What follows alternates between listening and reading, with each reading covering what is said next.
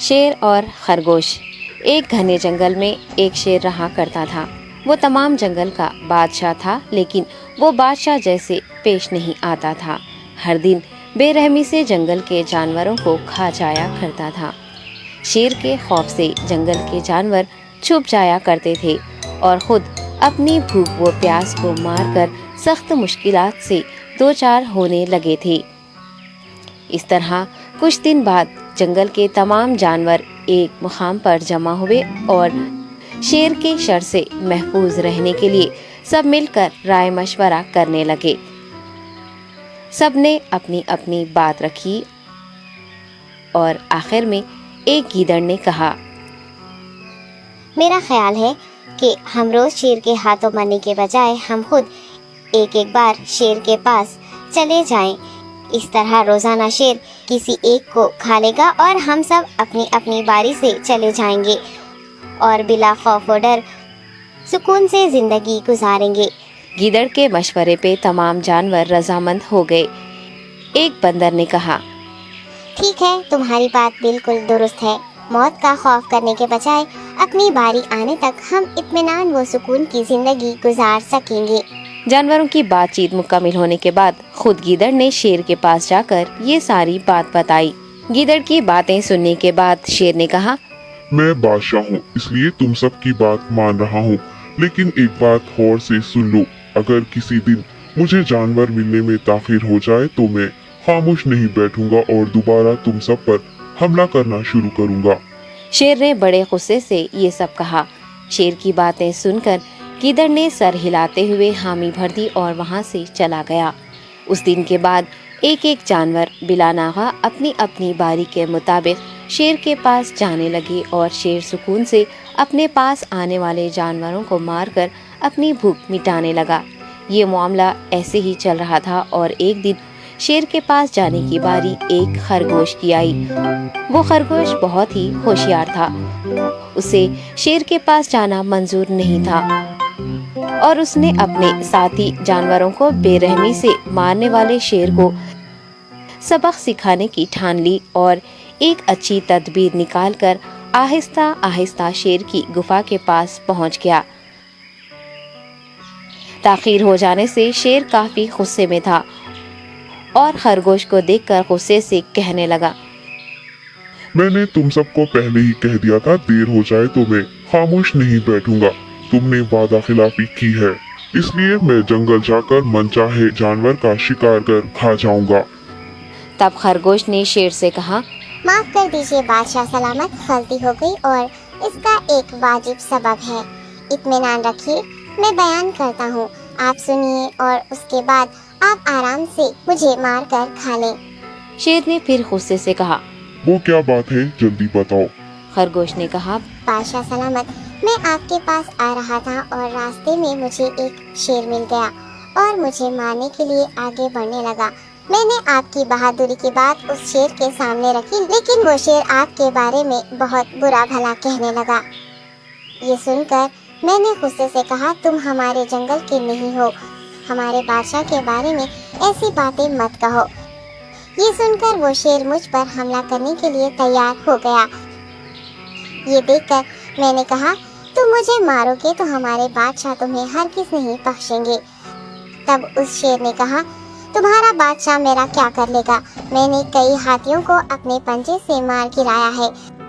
तुम्हारा बादशाह हो या कोई और हो, मेरे हाथों बच नहीं सकता और मेरे सामने कोई टिक नहीं सकता।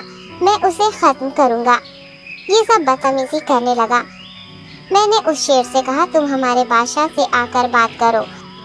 तब उसने फख्र से कहा, मैं क्यों आऊँ? तुम्हारे बादशाह में दम है तो उसे ही यहाँ लेकर आओ। ये कहकर मुझे दबाने लगा। बादशाह सलामत, इसीलिए आने में ताखीर हो गई। ये सुनते ही शेर गुस्से से कहने लगा, चलो अभी चलते हैं, उसे खत्म कर दूंगा। ये सुनने के बाद खरगोश ने शेर को जंगल के दरमियान मौजूद एक कुएं के पास ले गया। खरगोश ने कहा, बादशाह, इसके अंदर देखिए, वो वहाँ आपका बेसब्री से इंतजार कर रहा है। आप उसे अच्छा सबक सिखाइए। शेर गुस्से से फौरन कुएं में झांकने लगा और जोर से दहाड़ने लगा। तब दूसरी जानिब से भी दूसरा शेर दहाड़ता हुआ महसूस होने मीरपुर नाम के शहर में तेजस अपनी पत्नी नीरू के साथ रहता था। पति पत्नी दोनों ही नौकरी करते थे। एक दिन तेजस गांव अपनी माँ के पास फोन करता है। हेलो, प्रणाम माँ। जीते रहो माँ, तुम दादी बनने वाली हो हैं? अरे वाह, ठीक है बेटा, मैं कल ही आती हूँ। जब माँ जी शहर पहुंची तो बेटे बहू ने बहुत अच्छे से स्वागत किया। लीजिए माँ जी चाय। अरे गर्मा गर्म पकोड़े ले आओ माँ के लिए। नीरू रसोई में गई और 2 मिनट में ही पकोड़े ले आई। जी ये लीजिए। बहू जादू से बनाए हैं क्या? अभी तो रसोई में गई थी। यम्मी। माँ जी, शीला रसोई में पकोड़े तल रही है, मैं बस लेकर आई। हे भगवान, मेरा धर्म भ्रष्ट कर दिया तूने। अब तो गंगा जल से शुद्धिकरण करना होगा। दूसरे दिन, माँ जी मैंने नाश्ता बना दिया है, ऑफिस जा रही हूँ। पर अभी तो घर का सारा काम पड़ा है। शीला आती ही होगी, झाड़ू पोछा बर्तन कपड़े वो सब कर लेगी। हमारे जमाने में घर का सारा काम हम ही करते थे। जी माँ जी, आप बहुत होशियार हैं, मैं घर ऑफिस दोनों नहीं संभाल पाती। तो जरूरत क्या है घर से बाहर जाकर चाकरी करने की?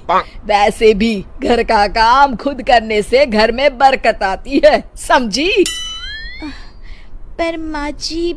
पर वर कुछ नहीं, इस महीने की पगार मिले फिर ऑफिस बंद है। हाँ।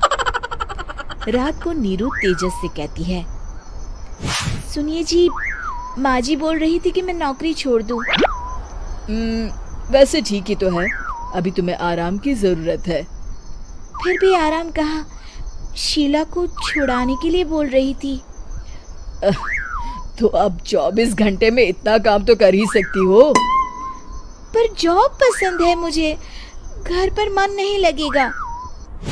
अगले दिन जब दोनों ऑफिस के लिए निकल रहे थे, मेरी तो कोई कीमत ही नहीं है इस घर में। माँ जी, आजकल महंगाई बहुत है, रहन सहन भी बदल गया है, दोनों नौकरी करते हैं तभी ठीक रहता है। अच्छा, तू कहना क्या चाहती है? मेरा बेटा तुझे बिठा के खिला नहीं सकता?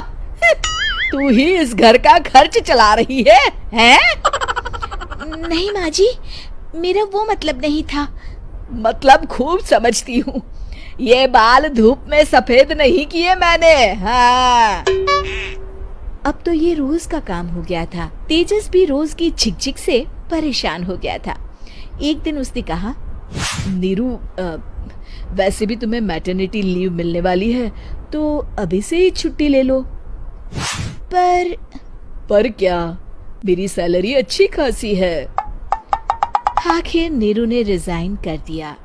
जब बच्चा हुआ तो घर में सब बहुत खुश हुए। कुछ दिनों बाद तेजस फाइल देख रहा था। क्या हुआ तेजस, कुछ परेशान लग रहे हो? अब हाँ, वो हमारी जितनी सेविंग्स थी वो तो हॉस्पिटल में और छठी के फंक्शन में खत्म हो गई है नीरू। और अभी वैसे मंदी चल रही है तो मैं बोल रही थी कल मुन्ना को हेपेटाइटिस का टीका लगवाना है। नीरू, क्या पोस्टपोन नहीं कर सकते? नहीं जी, बिल्कुल नहीं। अब तेजस को समझ में आ रहा था कि उससे गलती हुई है। पैसों की कमी का असर घर के माहौल पर भी पड़ रहा था। अगले दिन, बेटा मेरा चश्मा और ये दवाइयाँ ले आना, पर्चा देते हुए माँ जी ने कहा। जी। तेजस, मुन्ना के लिए दूध का डिब्बा और डायपर भी ले आना, और ये किराने के सामान की लिस्ट है, इसे भी लाना है। तेजस गुस्से में लिस्ट मरोड़कर फेंकता है और चिल्लाता है, पैसे क्या पेड़ पर उगते हैं? ये ले आना, वो ले आना। अरे पर ये जरूरत का सामान ही है। वो गुस्से में बिना कुछ कहे ऑफिस चला गया। अरे लंच तो ले जाइए।